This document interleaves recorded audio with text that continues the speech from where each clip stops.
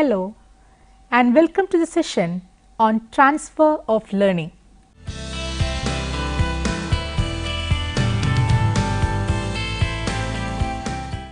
Transfer is a pervasive factor which significantly influences the efficiency of learning. The new learning tasks which students meet continuously in their progress through school are accomplished more easily by application of earlier achieved generalization and by improved methods of learning. Multiple element tasks that would otherwise be difficult or impossible are reduced in complexity by inductive generalizing to the need for mastering only a few uniting principles. Learners continually interrelate and creatively extend their accumulating concepts and skill for more effective application to the problem they find or create in and out of school. The word transfer means to move from one place to another. It is commonly believed that what is gained by learning one subject can be transferred to another subject. Whatever students learn in schools is useful only when they can apply the same in everyday life. The process of carrying over habits of thinking, knowledge, skills and attitudes from one learning situation to another is called transfer of training. It implies the application of knowledge to the study of various subjects and activities in various fields. Thus, transfer means applying concepts and skills learnt in one situation to other situation. Transfer of learning definitions. According to McCuge and Trian in the year 1952, transfer of training occurs whenever the existence of a previously established habit has an influence upon the acquisition, performance or relearning of second habit. According to Go and Go in the year 1973, the carryover of habits of thinking, falling or working, of knowledge or of skills from one learning area to another usually is referred to as transfer of training. According to Sorensen in the year 1948, transfer refers to the transfer of knowledge, training and habits acquired in one situation to another. Types of transfer or forms of transfer. H.C. Ellis classifies transfer on the basis of learning situations faced by the learner into three. They are positive transfer, negative transfer and zero transfer. Positive transfer.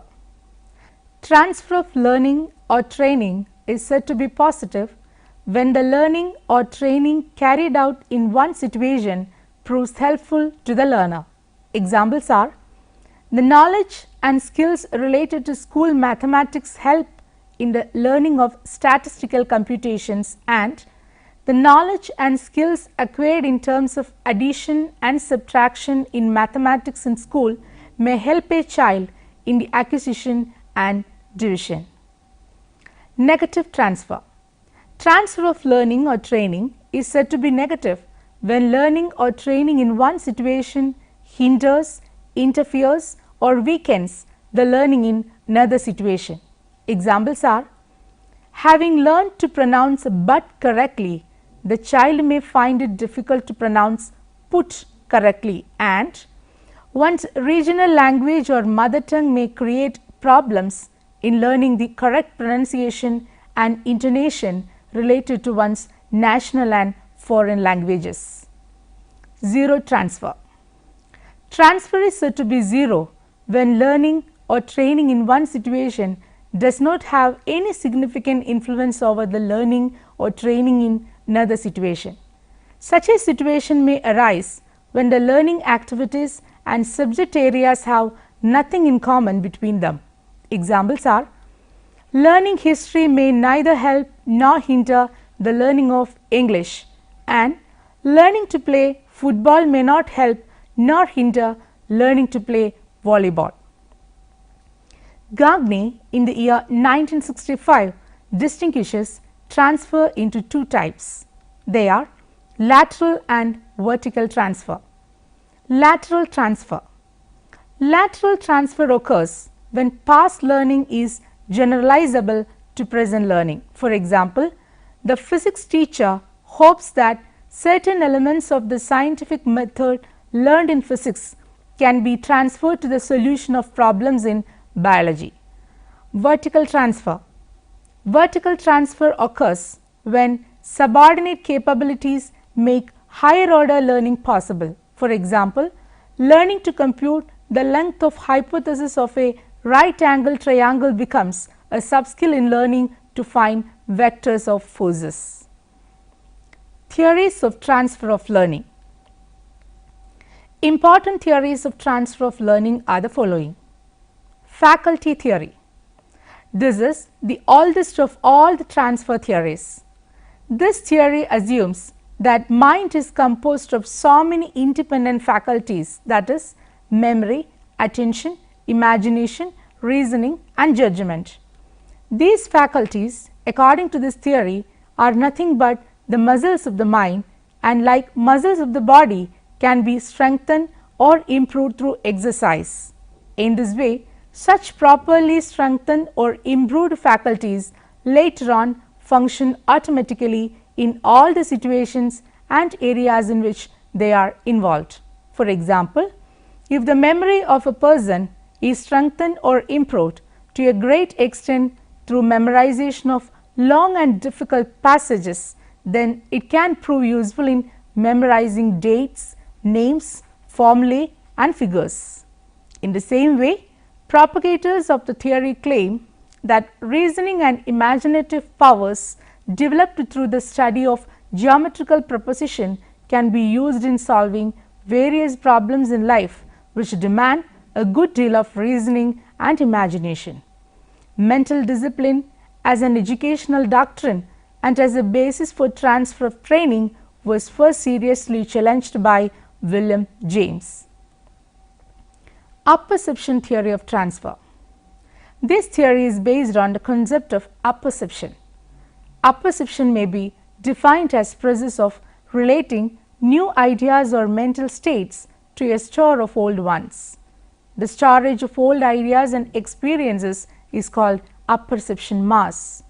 When a student sets himself to learn a subject, a new ideas or to get experience, he learns it by assimilating it with ideas or experiences already acquired and present in his mind in the form of apperception masses. The pupils acquire various types of experience in day-to-day life, in informal encounters or through lectures, textbooks and other formal learning situation. These experiences help them have a huge buildup of apperceptive mass in their subconscious mind. That is why apperceptionists like Herbert advocates the building up of a necessary apperceptive transfer. This reservoir or storage of ideas and experiences in the form of apperceptive masses may further help them utilize and carry over some or the other old ideas and experiences for being transferred to meet future situations in and outside the school boundaries. Hence, what is stored in the form of ideas or mental states may lie in the subconscious mind in the form of apperceptive masses. This in turn may be utilized for further learning in shape of transfer of memory, images, dynamic perception and feeling etc. to the conscious layer of our mind. In this way, much may be transferred from a person's apperceptive mass to the learning of new ideas, facts and principles and performing of activities. Theory of identical elements. The chief profounder of the theory of identical elements in transfer of learning was Thorndike. Later on, Woodward supported this theory and used the word components in place of elements. Therefore, the theory is also called theory of identical components. This theory maintains that the transfer from one situation to another is possible to the extent that there are common or identical elements in the situation. For example, there is a possibility of transfer from the field of mathematics to the field of physics to the extent that there are some common elements like symbols, formulae, equations, numerical calculations, etc. Similarly, transfer takes place from typing to playing a piano to the extent that such skills are eye-finger coordination are identical to the both activities. Thus, similarities in two situations with regard to the common elements of content, skill, attitude, method, aim, habits, interest, etc. facilitate the process of transfer. Theory of generalization. The theory of generalization as an explanation of transfer of training or learning has been put forth by Charles Judd. The theory insists on a systematic organization and generalization of experiences in order to achieve the maximum transfer of learning or training. It also advocates the transfer of generalization in new situations in place of identical elements as suggested by Thorndike. As a result of certain experiences, the individual reaches some conclusion or generalization. This conclusion or generalization can be applied by him to oncoming new situations. Thus, generalization is nothing but a principle, a law or a rule which can be easily transferred to other situations. According to this theory, as Crow and Crow in the year 1973 put it, the developing of special skills, the mastery of specific facts, the achieving of particular habits or attitudes in one situation have little transfer value unless the skills, facts, habits are systematized and related to situation in which they can be utilized. Theory of transposition. This theory has been propagated by Gestalt psychologists. They brought into focus the role of insight and understanding in learning something or behaving in a particular way. Accordingly, they emphasized the role of insight in the mechanism of transfer. The identical elements or generalization do not get transferred automatically unless one has developed the proper insight of using and employing them and is decided to go transfer it at the right time. This process of gaining or developing insight into the use of concepts and generalization in one situation and employing it afterwards in other situation is called transposition. It is this transposition of insight which can be a medium or a base for the transfer of learning from one situation to another. This means that the key to transfer from one situation to other lies in the development and transposition of proper insight. Hence, as the theory asserts, good results in the process of transfer of learning may be achieved if a person develops the attitude of throwing proper insight in learning, tries for a generalization of the gained insight by perceiving common factors in different situations, and tries to understand how generalization can be used. Theory of ideals. This theory was put forward by W.C. Bagley. He tried to explain mechanism of transfer in terms of ideals. This has been illustrated by an experiment. Bagley advised children to keep their mathematics notebook neat. These children kept their mathematics notebook neat, but all other notebooks were more or less shabby. But when neatness was presented as an ideal, he could find better transfer effect. They learned to keep their book, classroom and surroundings neat. Thus, the theory of ideals emphasizes that the ideals like love for wisdom, thirst for knowledge, tolerance for difference of opinion, spirit of inquiry, etc. are transferable from one situation to another, and therefore, every attempt should be made to develop desirable ideals among the children. Theory of learning to learn by Harlow. It is commonly observed that individuals improve in their ability to learn tasks when they have practiced a series of related or similar tasks. For example, if a person solves linear equations in algebra for a number of days, he becomes progressively more efficient in solving linear problems. He not only becomes more accurate but also faster. This progressive improvement in performance is a form of transfer known as learning to learn. It ranges from rote memory to problem solving.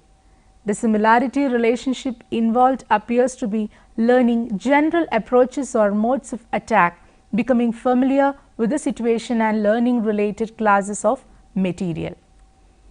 Some experimental studies on transfer of learning. Judd's experiments. Judd conducted a dart throwing experiment to test the transfer value of generalization. He took two groups of children after matching them in terms of intelligence of 5th and 6th stages or grades. He called one group as experimental group and the other as control group. The purpose of experiment was to study the effect of instruction in the principle of refraction of light upon the ability of boys to throw darts at targets placed under water. The experimental group was given a full theoretical explanation of refraction and the other group was left to the work without theoretical training. Both groups of boys were then asked to throw darts to hit a target placed 121 inches under water. Both groups did not do well irrespective of the fact that the experimental group had a theoretical understanding of the phenomenon of refraction. This theoretical understanding of refraction could not help the experimental group to perform better than the control group. Again the situation was changed. The target was placed again under the water. This time the experimental group showed much better results than control groups. Both the groups had an equal chance of practice, whereas the control group could not make use of its earlier experience to perform the task now, but the experimental group achieved maximum benefits out of it. The understanding of the principle of refraction helped them hit the underwater targets which appeared to be a little raised than their actual position. On the basis of this experiment, Mr. Judd concluded that it is the generalization of the understanding of some relationships which is usually transferred from the earlier situation to the later one. Similarly, the day-to-day generalized experiences of a child like by touching fire we get burned, the green apples are sour in taste, always get transferred to an oncoming new situation. Therefore, one is largely benefited by systematic and organized generalization of experiences, and in this way this theory lays stress on the generalization of specific experiences and formulation of some rules or principle so that they may be transferred from situation to situation. Experiment done by Hendrickson and Schroeder. Other experiments with more precise statistical treatment of their data have at least partly confirmed Judd's results. Hendrickson and Schroeder, using 3 equated groups of 8th grade boys as subjects, directed them to practice shooting BB shots at targets first placed 6 inches and the 2 inches underwater until 3 successive bull's eye hits were attained. One experimental group was given an explanation of the theory of refraction, another studies the explanation of refraction and was also explicitly warned that changing depth of water in the second test would change the amount of refraction. Following Judd's experimental design, the principle of refraction was withheld from a third group, the control group. The amounts of transfer of skill from the 6-inch depth to the 2-inch depth as measured by reduction in number of trials required to attain the bull's eye criterion were 34.1% for the control group, 36.5% for the group given an explanation of refraction plus a more specific statement of how it would apply with the changed conditions. Only the principle of refraction plus a suggestion produced a significant advantage. Experiments by Dorsey and Hopkins. Dorsey and Hopkins demonstrated that transfer is more likely to occur if students are given explicit direction to apply their knowledge. First, they taught two equated groups of college students more efficient reading techniques, college Latin and descriptive geometry. Then they tested both groups. Reading comprehension, a vocabulary list comprised of Latin derivatives and miscellaneous items related to geometry. The only difference in preparation for the test of the two groups was that the experimental group was warned before each test to use the appropriate previously learned concepts and skills.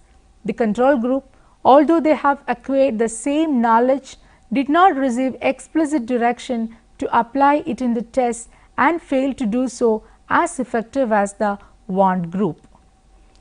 W.C. Bagley's experiment on transfer. There are two experiments on transfer neatness which support Bagley's assertion. In the first experiment, the experimenters emphasized neatness in the preparation of arithmetic papers by pupils in the third grade. Nothing was said about neatness in the rest of the school subjects. Language and spelling papers were then compared with arithmetic papers for improvements in neatness. While the arithmetic papers showed clear proof of neatness, the language and spelling papers were rather less neat. It was concluded that specific training in neatness in one area did not transfer to other areas. In the other investigation, the experimenters insisted on neatness in all papers, and the children were told about the advantage of neatness in the other aspects of life inside and outside the school. In this way, great effort was made to develop the ideals of neatness. The results showed an overall improvement in neatness in all subjects. The conclusion was that ideals do transfer. There are other experimental illustrations given by various psychologists also in order to explain transfer of learning or transfer of training. Let me summarize the session. The chapter provides a detailed analysis of the concept of transfer of learning. The different definitions for transfer are given. The chapter discusses the different types of transfer such as positive transfer, negative transfer, zero transfer, lateral transfer, vertical transfer, etc.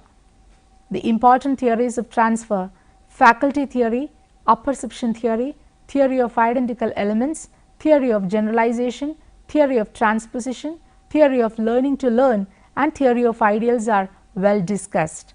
The chapter also describes some important experimental studies related to transfer of learning. Now you can try to answer the questions given here. Explain the classification of transfer on the basis of learning situations faced by the learner. List out and explain the different types of transfer of learning. Explain apperception theory of transfer of learning. Describe the theory of ideal of transfer of learning. Discuss Judd's experiment on transfer of learning. Hope that you may go through the reference books given here. Educational Psychology, Theory and Practice by R. E. Slavin in the year 1994, Alain and Bacon, USA. The Transfer of Learning by H. C. Ellis in the year 1965, the Macmillan Company, New York. Transfer of Learning, International Encyclopedia of Education, 2nd edition by D. N. Perkins and G. Salomon in the year 1992, Perkman Press, Oxford. Thank you for watching this program. We can meet again with another topic. Have a nice day.